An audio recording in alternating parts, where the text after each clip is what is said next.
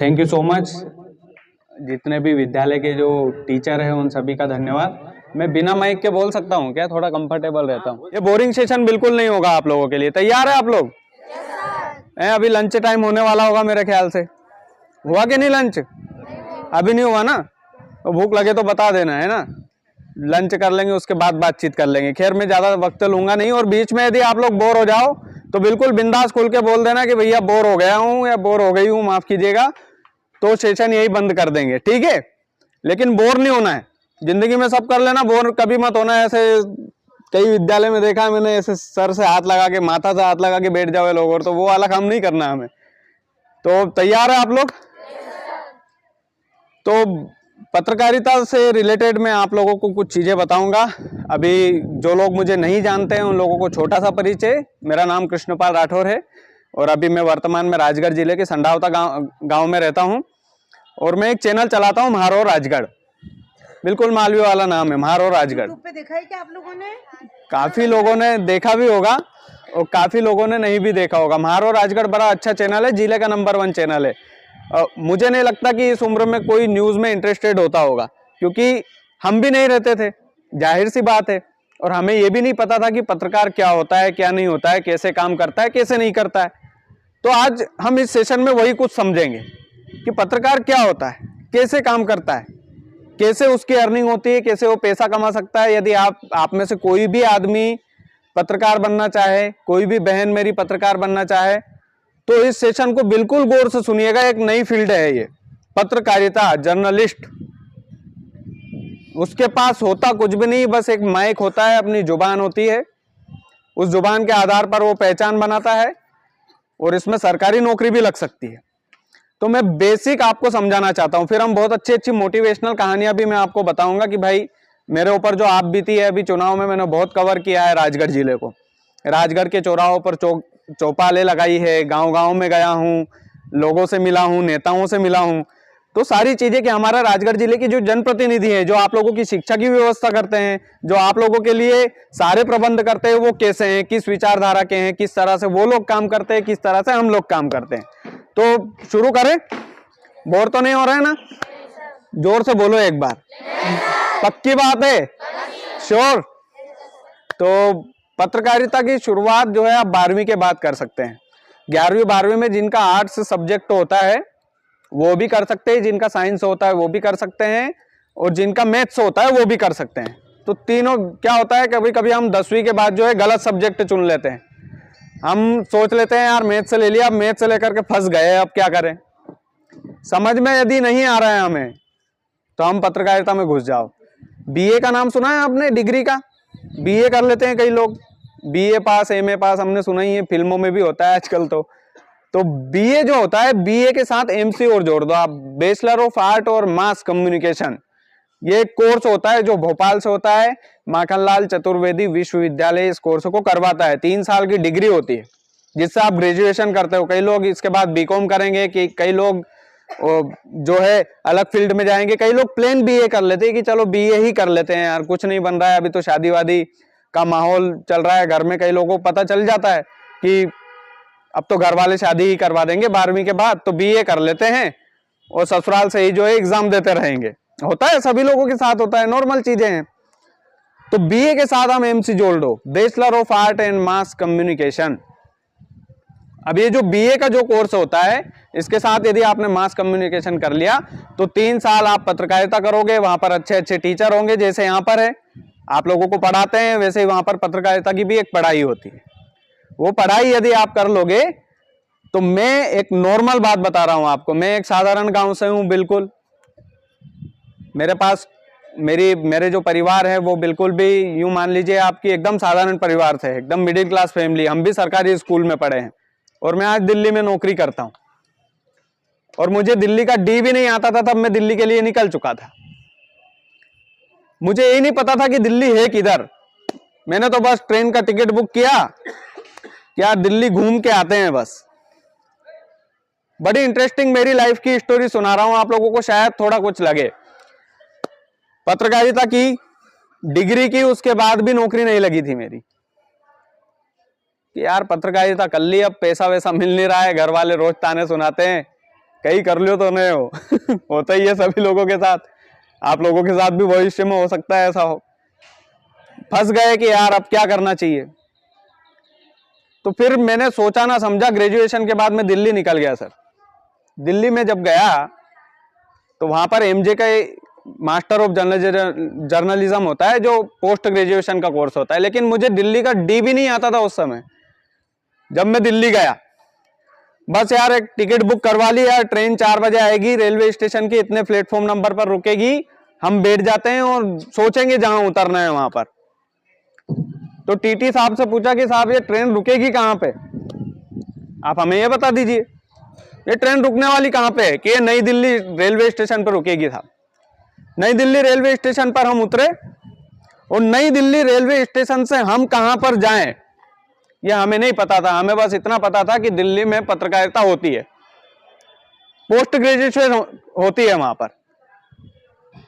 मुझे नहीं पता था कि मैं दिल्ली में कहां पर जाऊं। सोचिए मैं रेलवे स्टेशन पर खड़ा हूं और अकेला, कोई मेरे साथ नहीं था, एक आदमी, एक सिंगल पर्सन मेरे साथ नहीं था। मेरे घर वालों ने मुझे पैसे भेज दिए थे कि ले बेटा 20-25 हजार रुपए माथे खांधे करके लिया है, कर लीजिए सारे हिसाब से जो तो जमे, नहीं तो 2-4 महीना घूम के आ जाइए।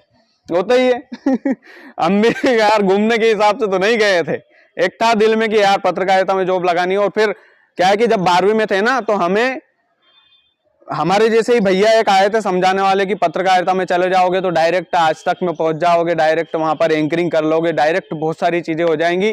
तो एक सपना था कि हाँ भाई टीवी पे आना है अपने को, तो रोज घर वाले देखना चाहिए कि हमारा लड़का जो है वो टीवी पर आता है, हमारी लड़की टीवी पर आती है, रिश्तेदारों में भोकाल रहता है, थोड़ा होता ही है सभी के साथ।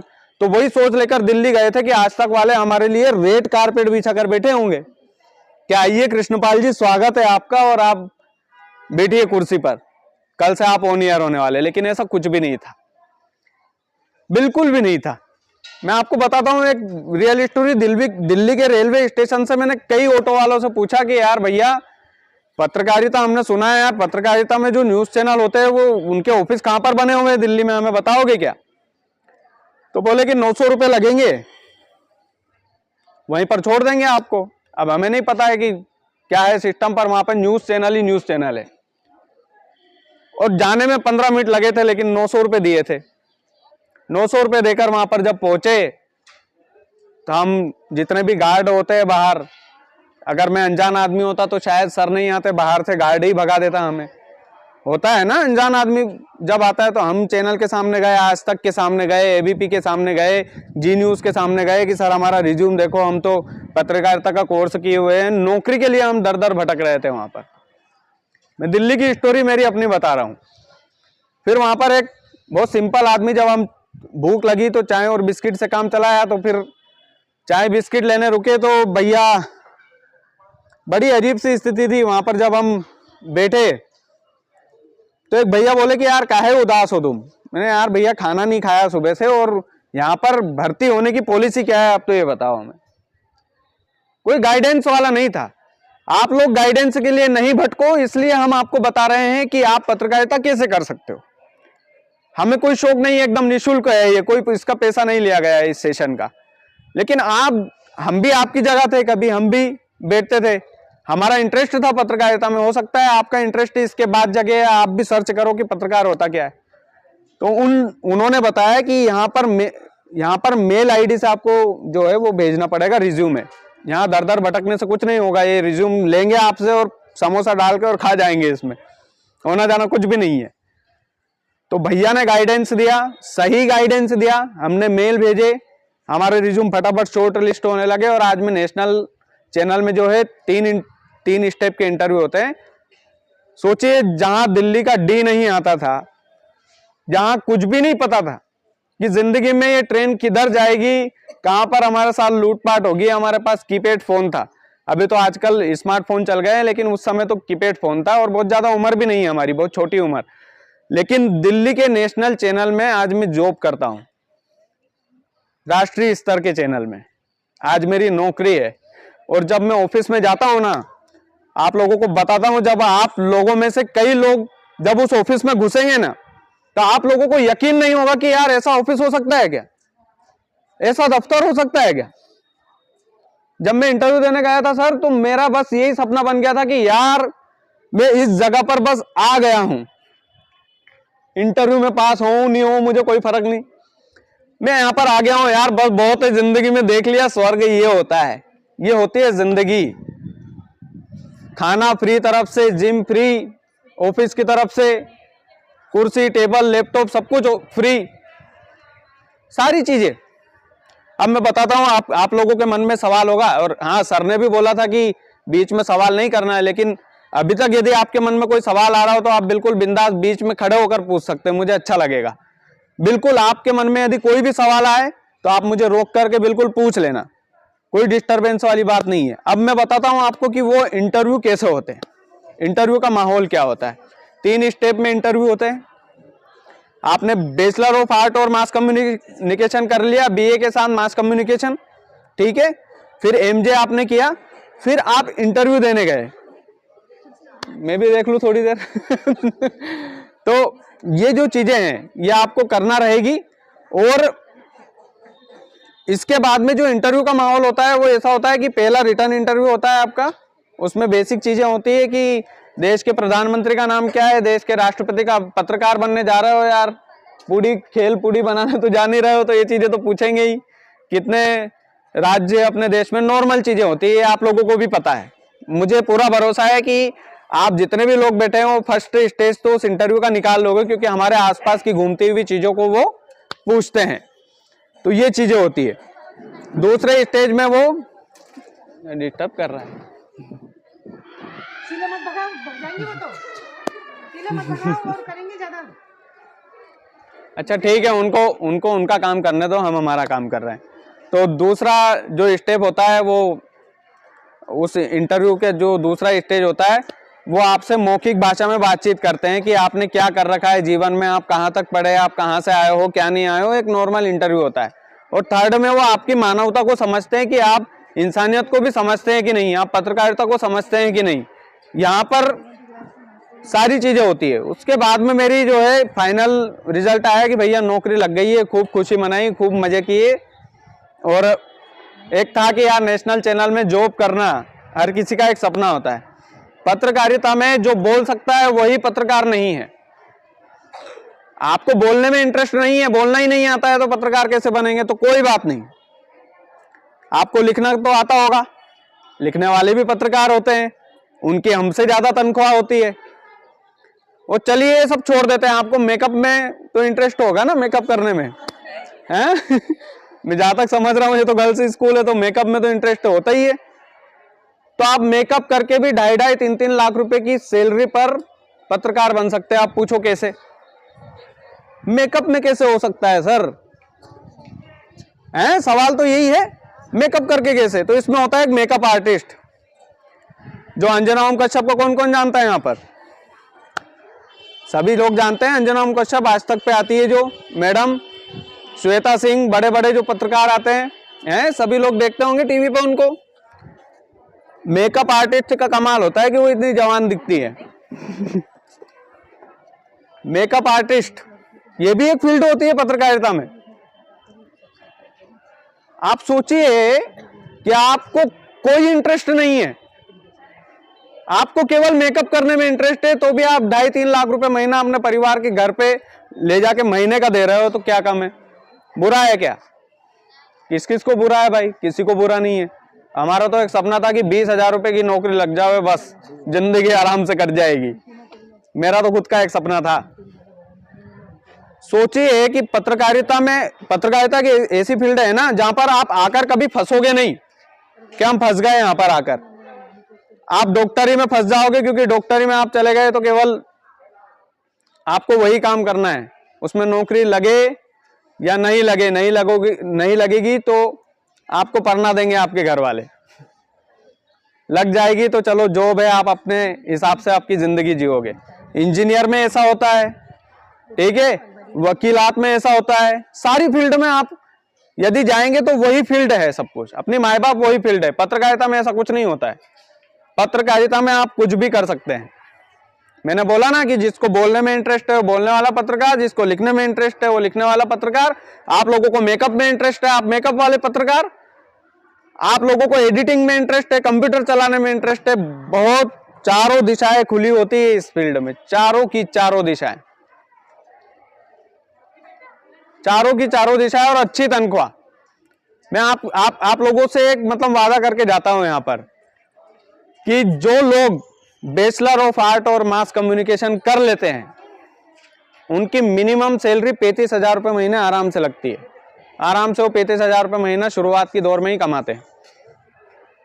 तो ये चीजें होती है पत्रकारिता की। मैंने पूरी एबीसीडी आप लोगों को पढ़ाई। अब एक कहानी सुनाता हूं, कुछ लोग बोर हो गए। सुना दूं कहानी? राम जी आने वाला है 22 तारीख को, हैं? ठीक है। अब राम जी के बारे में बहुत मतलब ये है ना, इस कहानी के एक एक जो शब्द है वो बड़े कीमती हैं। मतलब मेरा पूरा सेशन आप भूल जाओगे इस कहानी को, यदि नहीं बोलोगे तो जिंदगी पार हो जाएगी। आप जिस भी फील्ड में हो, आप मीडिया में हो, आप डॉक्टरी में हो, आप किसी में भी हो, ये जो कहानी मैं सुना रहा हूं ये बहुत महत्वपूर्ण है। इसका एक एक शब्द गौर से सुनिएगा। मेरा पूरा सेशन सुना या नहीं सुना मुझे नहीं पता, मुझे बस इतना पता है कि इस कहानी को गौर से सुनिए। राम राज्य आने वाला है 22 तारीख को राम जी आएंगे। सब लोग दीपक जला रहे हैं। यहाँ पर भी मैं देख रहा गली में जो है भगवा कलर के जो टेंट वगैरह लगाए गए हैं, सारी चीजें हैं। अब कहते हैं कि राम जी के राज्य में कोई दुखी नहीं रहा, कोई दुखी नहीं था।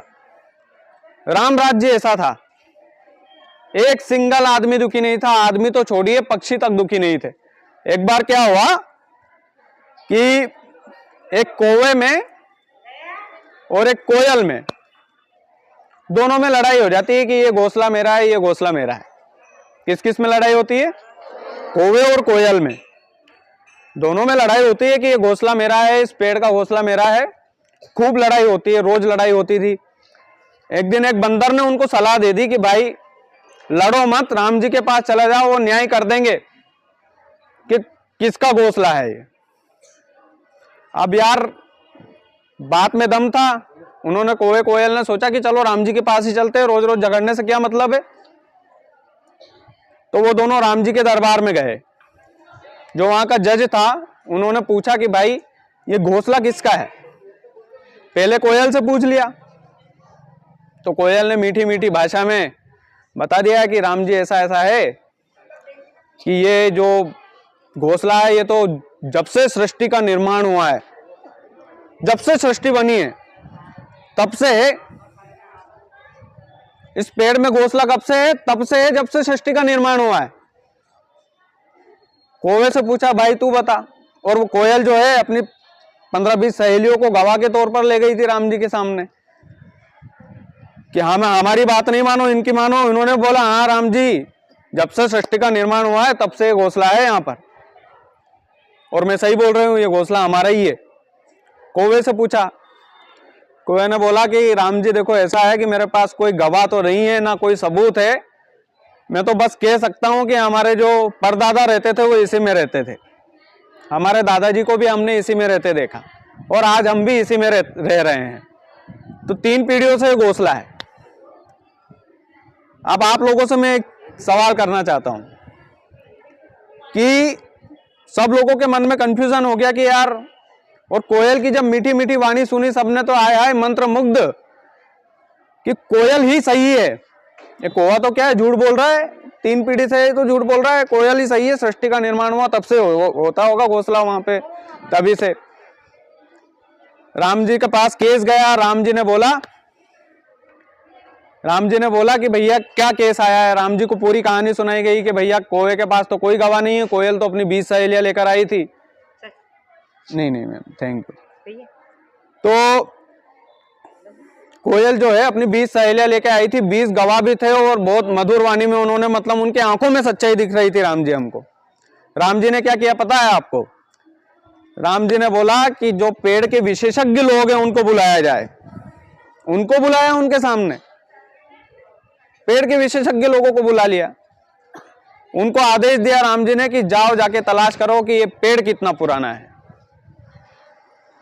क्या ये पेड़ सृष्टि का निर्माण हुआ है तब का पेड़ है ये? अगर ये तब का है तो कौवा सही है, कोयल सही है, माफ कीजिएगा। लेकिन अगर ये तब का पेड़ नहीं है तो कौवा सही है।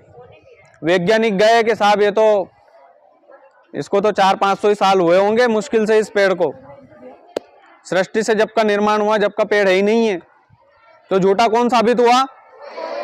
जिसके पास क्या थे? गवाह थे, जिसके पास मीठी जुबान थी, भोली शक्ल थी, सब कुछ था। और वो कोआ जिसके पास कुछ नहीं था। हमने सत्यमेव जयते पढ़ा है ना। आपके पास पत्रकारिता में ये चैलेंज आने वाले हैं। ये कहानी इसलिए सुनाई, किसी भी फील्ड में जाओ आप, शायद आपके घर वाले साथ नहीं देंगे आपका। आप यदि डॉक्टर बनना चाहोगे शायद मना कर दे कि यार बेटा इतना पैसा नहीं है। आप पत्रकार बनना चाहते हो तो शायद आपको लोग गलत समझे, आप पर गलत आंचन लगाए कि पत्रकार से हर कोई बोलता है कि भाई ये तो पैसे लेते होंगे, नेताओं के साथ बैठते तो खूब पैसे लूटते होंगे, सारी चीजें। तो ये वर्क फ्रॉम होम के दौरान मैंने मार हो रहा है। अब ये कहानी का जो मूल शिक्षा है वो ये है कि आप किसी भी फील्ड में चले जाओ, सत्यमेव जयते। सत्य की हमेशा, सब लोग साथ में बोलेंगे, सत्य की हमेशा जीत होती है। सत्य की हमेशा जीत होती है। सत्य परेशान हो सकता है, पराजित नहीं हो सकता। वो सत्य को आप परेशान कर सकते हो, आप उसको हथकड़ी लगा सकते हो, घर वाले उसको गालियां दे सकते हैं, घर वाले कुछ भी। आपके साथ एक 12th फेल मूवी आई है, हैं? देखना कभी उसको समय मिले तो। जिन लोगों ने नहीं देखी है, मैं तो बोलता हूँ स्कूल में भी दिखाया करो आप लोग ऐसी फिल्मों को, टाइम टाइम पे। बिल्कुल मैम ने बोला है। और ये हाँ तो वो जिन लोगों ने नहीं देखी 12th फेल देखना, वो मूवी बड़ी गजब की है। तो ये चीजें हैं, इस कहानी से हमें ये शिक्षा मिलती है। देखो अंतिम चरण है मेरा, इसके बाद एक बढ़िया सी पोइट्री सुनाऊंगा, फिर मैं भी निकलूंगा, ठीक है। इस कहानी से हमें ये शिक्षा मिलती है, आप किसी भी फील्ड में जाओ आपको परेशान तो किया जाएगा, आपको डराया धमकाया जाएगा। पत्रकारिता ऐसी फील्ड है जहां सबसे पहले अपने घर वालों से निपटना रहता है हमें। घर वाले ही माते आते हैं कि बेटा जब जा मत छाप नेताजी की ये तो दिक्कत ही जाएगी। आप लोगों को एक आप लोग तो साधारण है, आप लोगों को एक चैलेंज देता हूं मैं। पत्रकार आप बन सकते हो कि नहीं उसकी टेस्टिंग हो जाएगी छोटे चैलेंज से। करें? आप लोगों को एक चैलेंज देता हूं मैं कि आप आपके गांव में जहां भी रहते हैं एक व्हाट्सएप ग्रुप बनाना। उस व्हाट्सएप ग्रुप में जितने भी जो आदरणीय सम्माननीय लोग हैं, आपके सरपंच से लेकर उप सरपंच तक, जितने भी लोग कुर्ता पजामा पहनकर घूमते हैं, उन लोगों को, जितने भी बड़े बड़े लोग हैं उन सबको जोड़ना। आप नहीं बना पाओ आपके भाई से बनवा लेना। और आपकी गांव की जो टूटी फूटी नाली है उसका फोटो उस ग्रुप में डाल देना। आपको पता चल जाएगा कि पत्रकारिता का प्रेशर क्या होता है।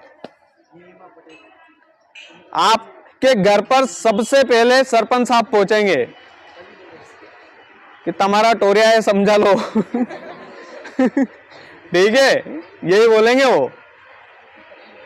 और नहीं समझे तो फिर विधायक जी का फोन आएगा, फिर भी आप लोग अगर नहीं समझे तो फिर सांसद जी का दबाव आएगा। एक छोटी सी नाली का फोटो बस आपने ग्रुप में किया, कुछ नहीं, गलत नहीं है इसमें कुछ भी। आप सही हो, नाली टूटी फूटी थी हमने भेज दिया कि गांव के जनप्रतिनिधि इतना ध्यान नहीं दे रहे। तो एक छोटी सी नाली के फोटो में कितना प्रेशर आपके ऊपर आता है इस छोटी सी उम्र में, वो आपको वो दबाव महसूस हो जाएगा। वो दबाव जिंदगी भर झेलना है, बस यही पत्रकारिता है। अगर वो दबाव झेल पाओ, उस नाली के फोटो का आप दबाव झेल पाओ तो आप पत्रकारिता कर लेना, नहीं तो फिर दूर से राम राम कर लेना। बिल्कुल भी मत आना इस फील्ड में। मैं डिमोटिवेट नहीं कर रहा हूं आपको, मैंने जिले के एक से एक मुद्दे उठाए सर। कोई ऐसा जनप्रतिनिधि नहीं जहां पर मैं उनसे सवाल करने नहीं गया, और सवाल करने का तरीका मेरा एक जैसे ही रहा। मैं जनता के सवाल पूछता हूं। कोई 1 रुपए का लांछन नहीं लगा सकता राजगढ़ जिले के अंदर कि मैंने इससे 1 रुपया लिया। जनता के लिए पेट्रोल जलाता हूं, क्यों? क्योंकि मेरे पास 1,20,000 रुपए की नौकरी है। माए बाप तो वही है ना, 4 व्हीलर से घूम रहे हैं, काहे से घूम रहे हैं? 1,20,000 रुपए आ रहा है। अगर BA MC करते ही नहीं, अगर मास्टर ऑफ जर्नलिज्म करते ही नहीं, अगर पत्रकारिता की पढ़ाई करते ही नहीं, नौकरी लगती ही नहीं, तो फिर भगत सिंह बनने का कोई मतलब नहीं है।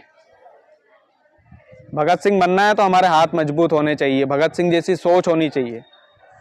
तो ये चीजें हैं। आप लोगों में से यदि किसी के सवाल हो तो आप बिल्कुल कर सकते हो।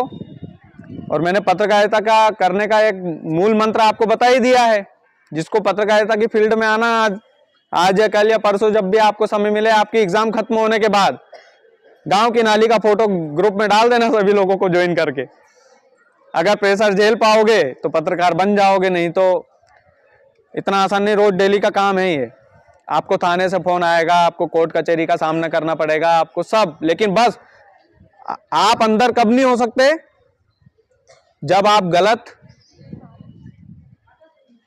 नहीं हो, किसी से पैसा नहीं ले रहे हो, किसी से रिश्वतखोरी नहीं कर रहे हो, किसी से बदले की भावना से काम नहीं कर रहे हो कि अरे कांग्रेस पार्टी तो बेकार, बीजेपी तो अच्छी, इस तरीके आपकी जुबान नहीं है। आप सच्चे हो, बस आप अगर सच्चे हो तो मैंने क्या बोला, सत्यमेव, सत्य की हमेशा जीत होती है। सत्य परेशान हो सकता है, पराजित नहीं हो सकता है।